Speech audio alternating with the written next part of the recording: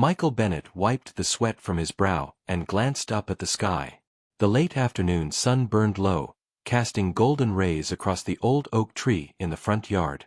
He stood beside the rosebushes, pruning shears in hand, just as he'd done for the past 40 years. This house wasn't just a house. It was the place he and Helen built together from nothing.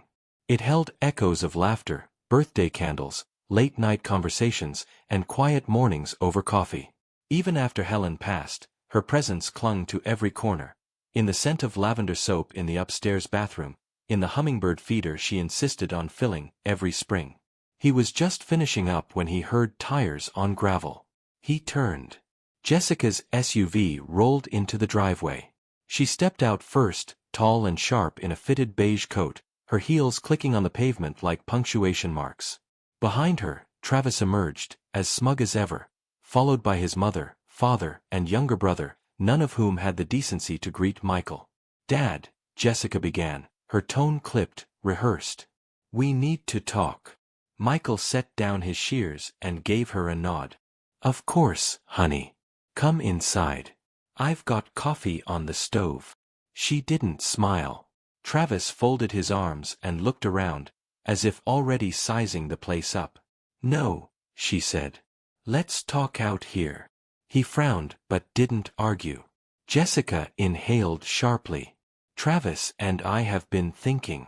With his family moving in from Dallas, and you being alone here, it just makes sense." Michael blinked. "Makes sense. This house is too big for one person. And, well, they need a place. You have the pension, and the cabin by the river. This home, it's time for it to serve a real family again." Michael's stomach tightened. "So, you're saying you want me to leave?" Travis chimed in, smiling without warmth. "She's saying we're moving in. You've had your time here, old man. We're building something new. Don't take it personally." Jessica flinched at his words, but didn't correct him. Michael looked at his daughter. Really looked. There was a tremble behind her eyelids. But she held her chin high. "And where exactly do you expect me to go?" he asked quietly. Jessica hesitated.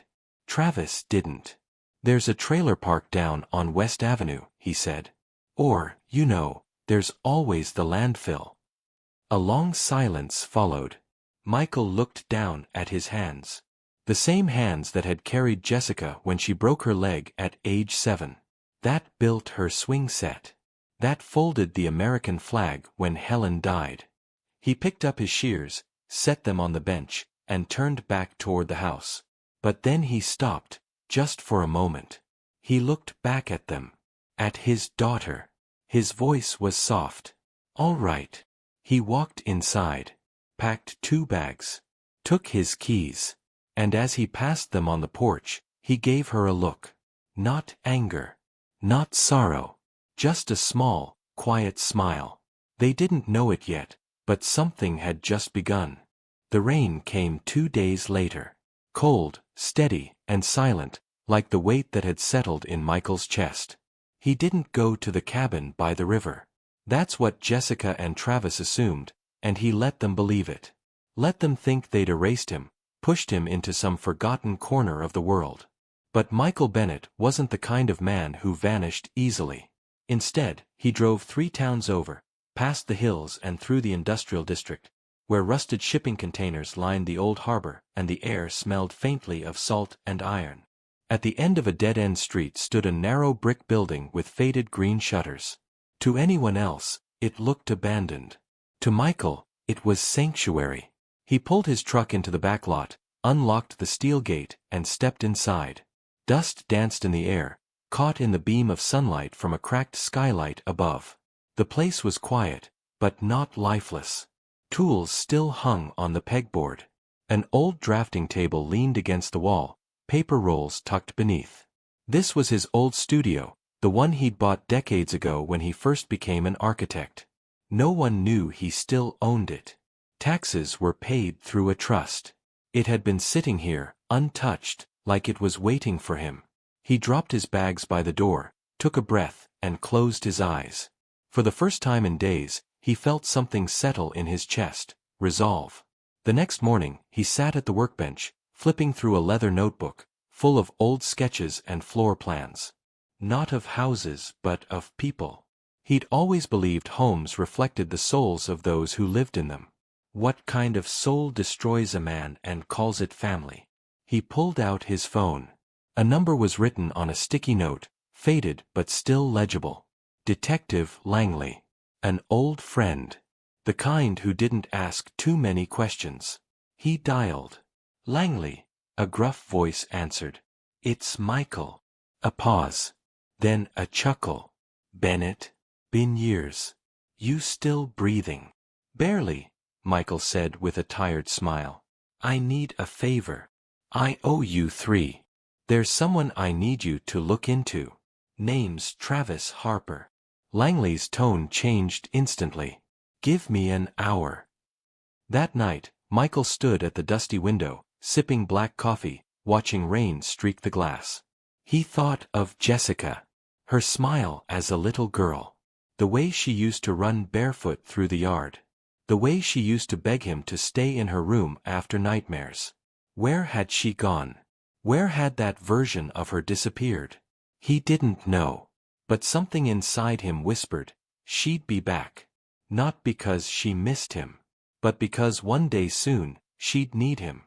By the time Langley called back, the sun hadn't yet risen. Michael was already up. He didn't sleep much anymore. He stood at the stove, a rusted kettle hissing softly, when his phone buzzed on the counter. Talk to me, he said. Langley's voice was sharp, low. Travis Harper. You weren't wrong to call. Michael's knuckles tightened on the ceramic mug. Langley continued. Couple of sealed misdemeanors in Oklahoma. Identity fraud, financial tampering. 2 years ago, someone paid good money to wipe that slate clean. Who? Michael asked. Can't say for sure. But there's a trail. He's smart, always moves through his wife's accounts now. Keeps his own name squeaky clean. But I found a pattern. Jessica's bank activity, withdrawals, large transfers, new credit cards, all within the past 8 months. Michael closed his eyes. So he's bleeding her. Langley exhaled. Like a leech in a tuxedo. Michael didn't reply right away. He walked to the window, looked out into the gray harbor fog. I'm not trying to get him locked up, he said slowly. Not yet. I just want the truth. And what are you gonna do with it? Michael's voice was calm. I'm going to let it rot from the inside. Later that day, Michael pulled out a stack of old floor plans and began sketching. It wasn't a house this time. It was a timeline. Jessica's marriage. Travis's arrival. The slow disappearance of family photos from the hallway. The subtle way Jessica stopped calling after Helen died. Each moment, each change, plotted like the cracks in a foundation. A blueprint of betrayal. Meanwhile, back in Michael's old home, his home, the new family was busy nesting. Travis strutted from room to room like a king in a cheap suit. His brother Kyle installed a flat screen over the fireplace. His mother barked orders from the kitchen. No one asked Jessica what she thought. She stood on the porch alone that evening, her fingers curled tightly around a mug of tea that had long gone cold. She thought of her father. Thought of how he hadn't fought. Thought of that smile. It haunted her. That night, Michael drove out past the hills to the edge of town, where the mobile towers rose like skeletal fingers into the sky. He parked at a gas station and stepped into the diner next door. At a back booth sat a man with a long scar down his cheek, dressed in black and nursing a coffee like it was his last friend on earth. Frank, Michael said. The man looked up. Recognition sparked. Well, Michael Bennett. Didn't think you'd ever need me again. I need documents traced.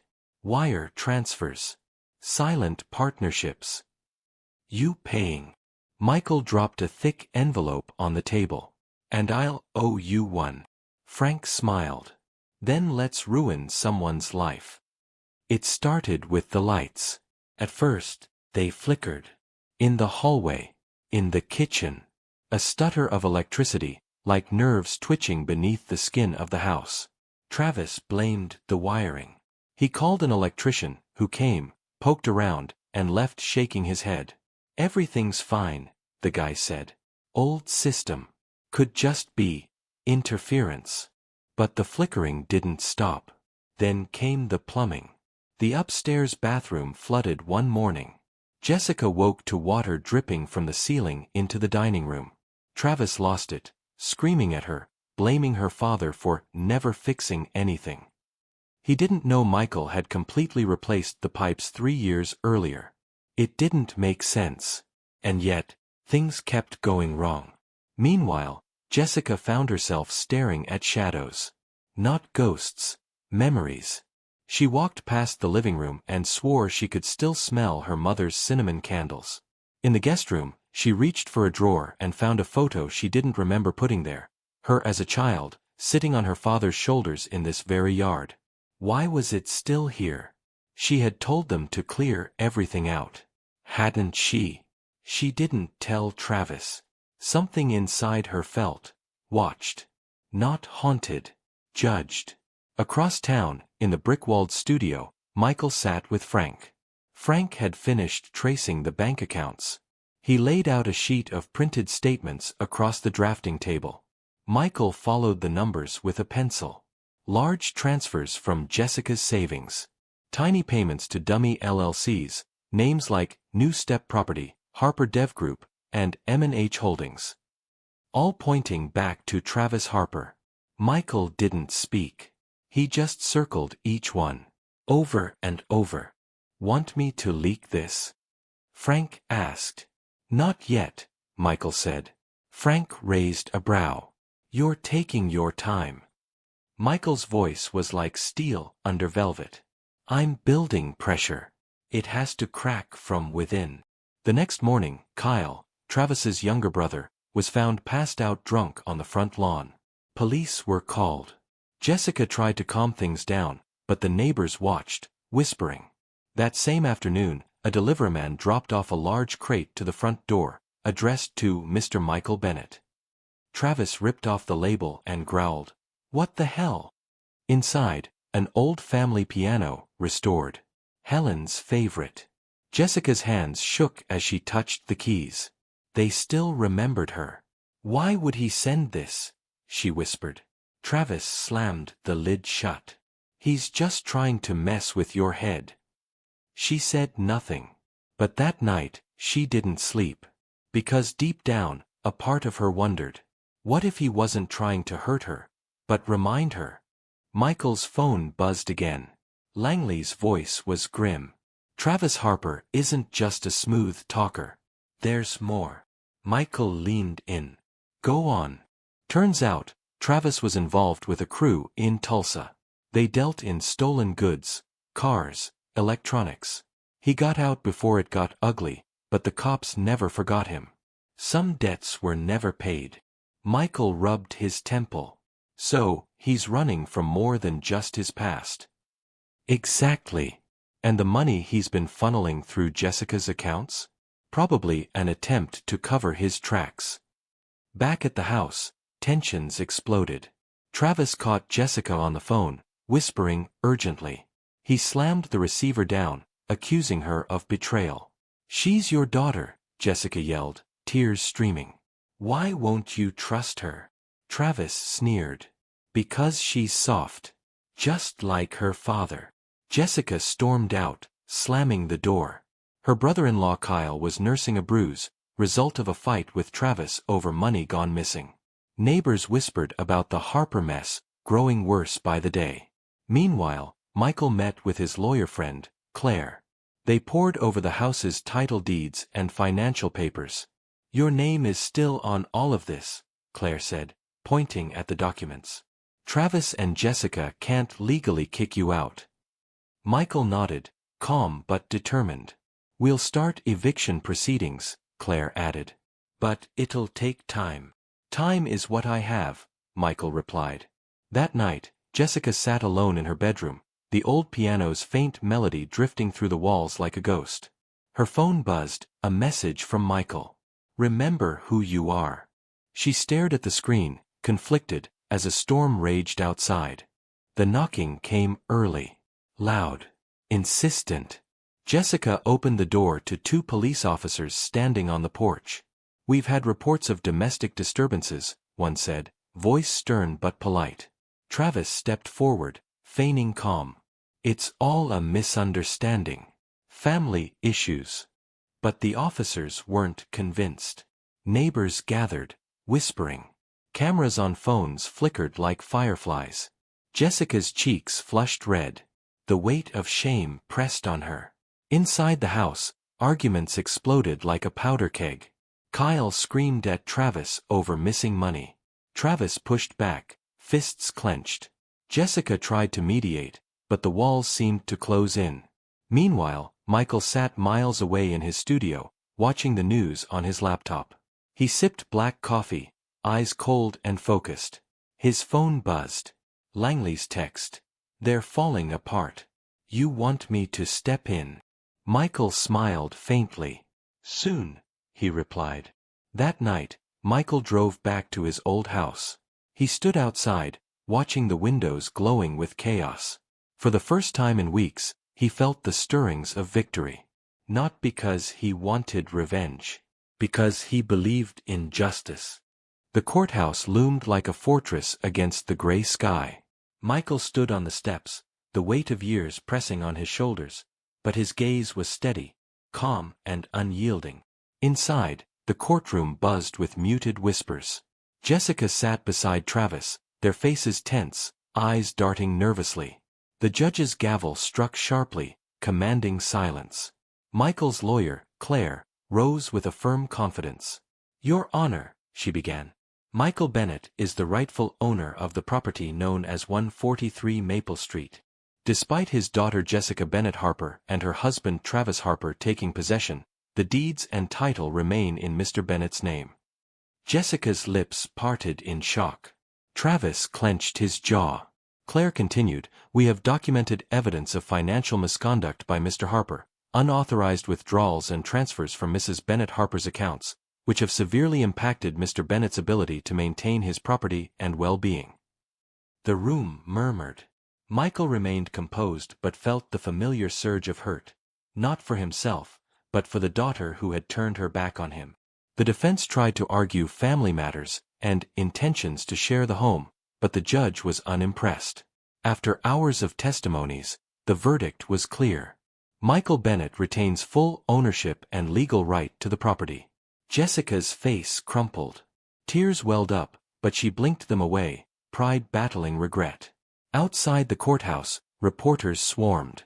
Cameras flashed. Neighbors whispered.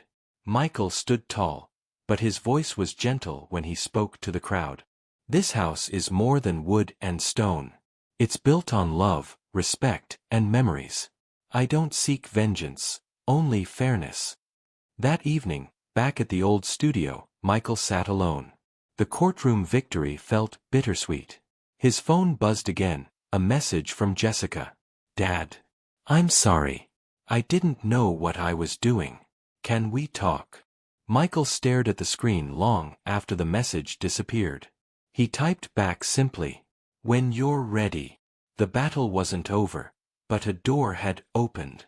Michael closed his eyes, whispering to the empty room, "Helen, I'm still here. Still fighting."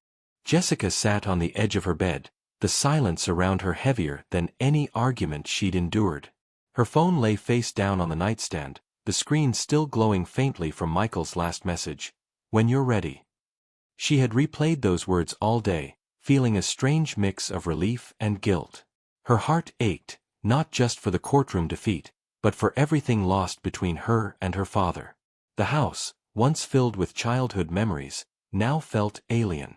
The scent of fresh paint mingled awkwardly with the faint trace of her mother's cinnamon candles, a silent reminder of happier times. But something deeper gnawed at her, the realization that her choices, her loyalty to Travis, had nearly destroyed the only family she'd ever truly known. Meanwhile, tensions in the Harper household had reached a breaking point. Travis paced angrily in the living room, his voice sharp and unyielding. "We're losing everything because of him. That old man's got us by the throat." Kyle, nursing bruises from their last fight, shook his head. "Maybe it's time to cut our losses." But Travis wasn't ready to give up. "No," he growled. "We fight. We take back what's ours. Jessica's mine, and this house too." Jessica's eyes filled with tears.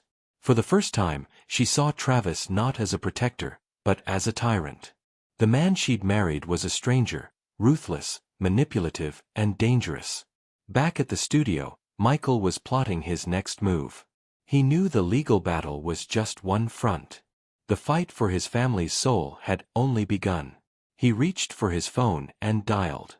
"Claire, I need everything on Travis Harper. Criminal records, financials, anything you can find. Also, get me in touch with Donna, the neighbor. I think the community might be ready to help." Claire's voice was steady. "I'll have it all by tomorrow." Michael exhaled deeply. He glanced around the studio, feeling the weight of years etched in the cracked brick walls and dusty drafting tables. For decades, he had been the rock, the silent protector. Now, it was time to become the storm. The next morning, Jessica found herself standing by the window, watching the neighborhood. Faces that once greeted her warmly now looked away or whispered behind cupped hands. Her phone buzzed again, this time, a message from Donna. "Jessica, if you want to make things right, you need to start by telling the truth. We're here." Jessica swallowed hard. Could she find the courage to face the wreckage she'd helped create? Michael sat back in his chair, eyes gleaming with quiet determination. The game had changed. And he was ready to play. The neighborhood had changed. Where once whispers followed Jessica and her family like shadows, now there was a quiet, growing murmur of support for Michael Bennett. Donna, the kindly next-door neighbor, had taken it upon herself to rally the community. Flyers were quietly circulated, stories of the Bennett family's legacy, the injustice of their displacement, and the troubling behavior of the Harpers. At the local coffee shop, conversations no longer centered on gossip but on standing up for what was right. Jessica noticed it all from behind the curtains. Eyes no longer looked away. Some stared with judgment, others with pity. Michael watched the shift with measured satisfaction. He met with Claire again, going over documents, witness statements, and the new leads Donna had helped uncover. Among them was a series of complaints previously dismissed by the police. Noise disturbances, threats, and suspicious financial activities linked to Travis Harper. "Looks like the community is finally opening their eyes," Claire said. "This will bolster our case if we need to pursue further legal action." Michael nodded. Justice isn't just about the law. It's about people. Meanwhile, Detective Langley ramped up his investigation.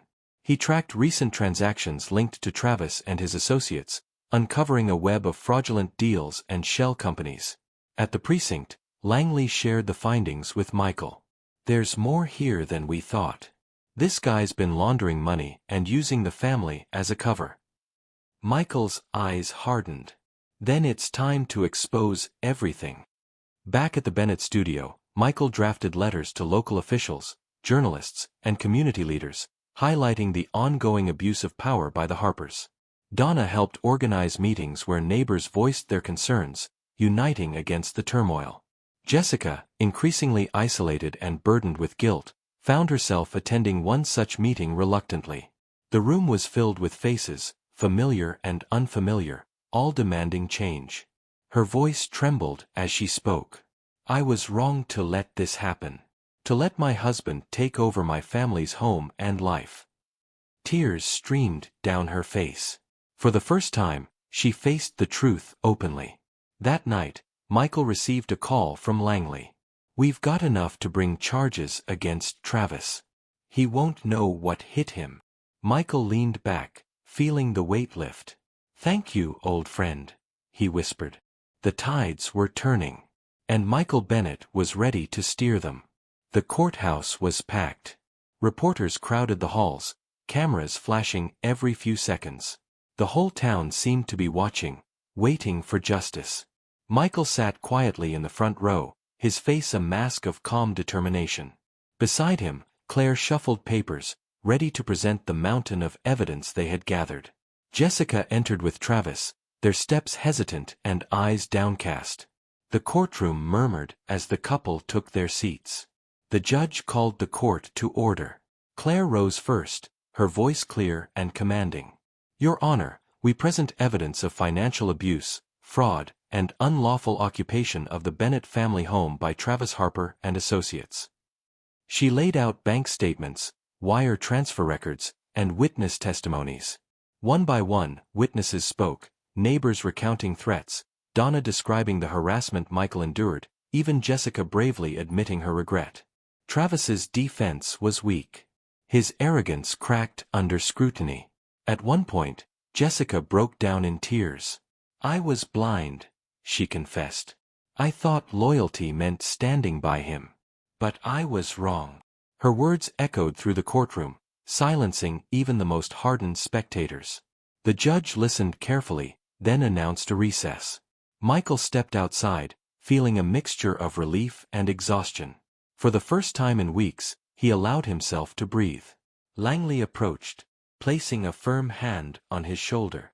We're close to closing this, he said. Travis won't walk free much longer. Michael nodded, eyes fixed on the courthouse steps. The fight was far from over, but for the first time, hope was real. That evening, Michael sat alone in his studio. The quiet was different now, less heavy, more expectant. He pulled out a faded photo of Helen and traced her smile with a trembling finger. Soon, he whispered. We'll be home again. The verdict was delivered on a gray morning. Michael sat stiffly as the judge's voice echoed through the courtroom. Based on the evidence presented, Mr. Harper is found guilty of financial fraud, unlawful occupation, and coercion.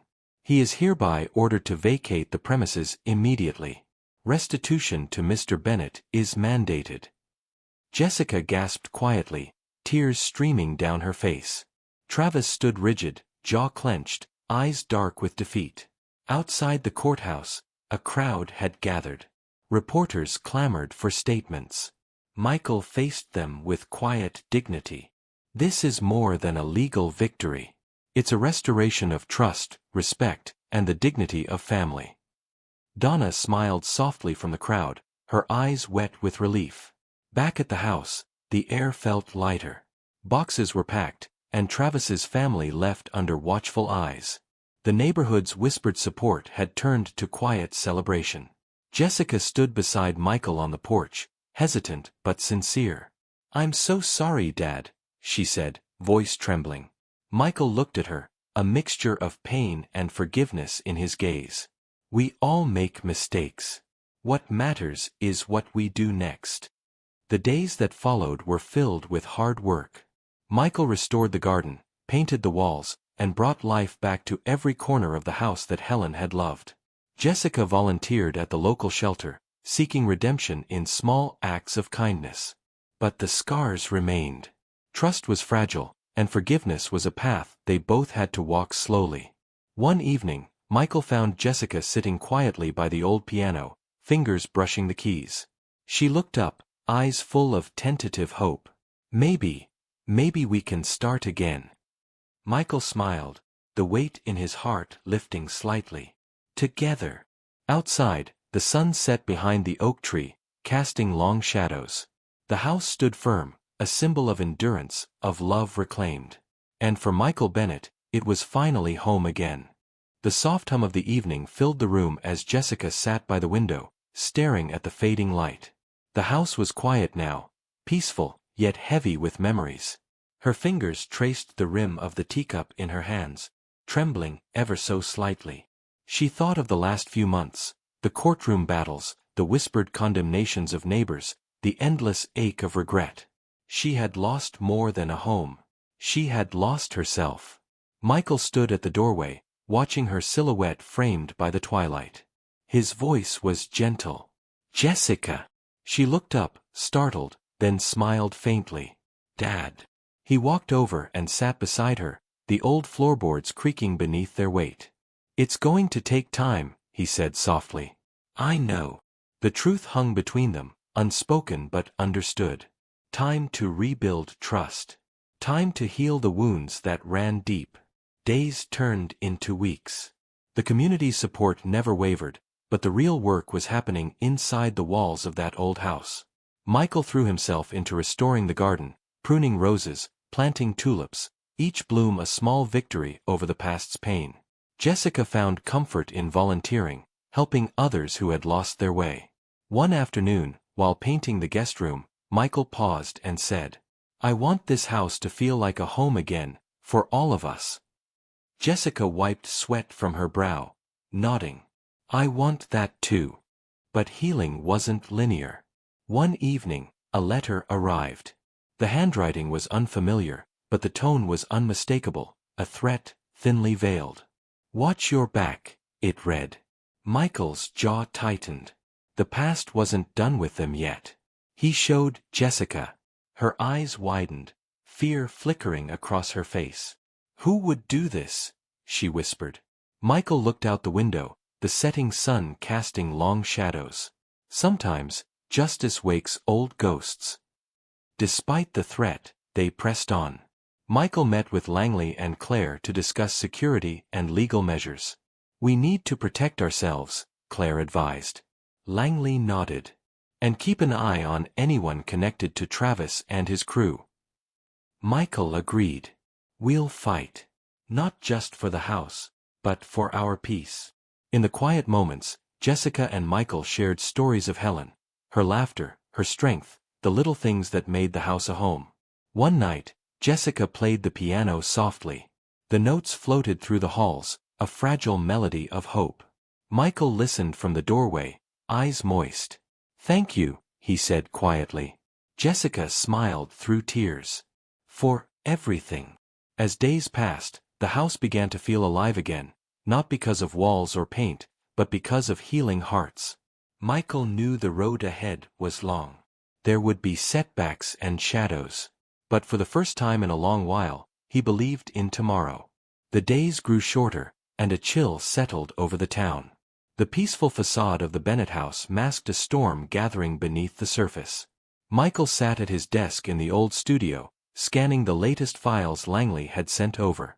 The names, dates and transactions formed a tangled web, but one thing was clear: Travis Harper's reach was far deeper than anyone had guessed. "Look at this," Michael said, pointing to a series of transfers tied to a shadowy company overseas. "He's been moving money out of the country for months." Claire frowned, flipping through documents. "If we can prove that, it'll be the final nail in the coffin." Meanwhile, Jessica struggled with her own demons. The guilt of betrayal haunted her nights, and the weight of rebuilding fractured relationships felt unbearable.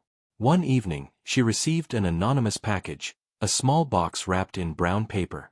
Inside was a single photograph: Travis, smiling coldly, shaking hands with a man she'd never seen before.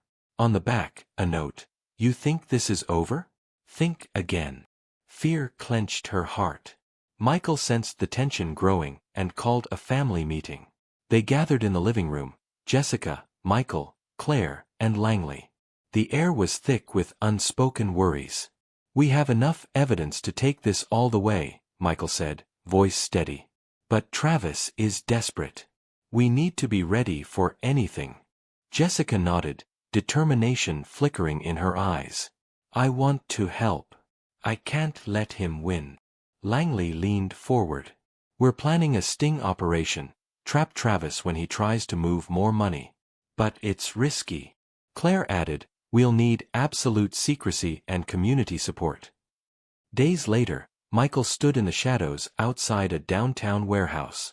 The night was cold, the air heavy with anticipation. Langley's team was ready.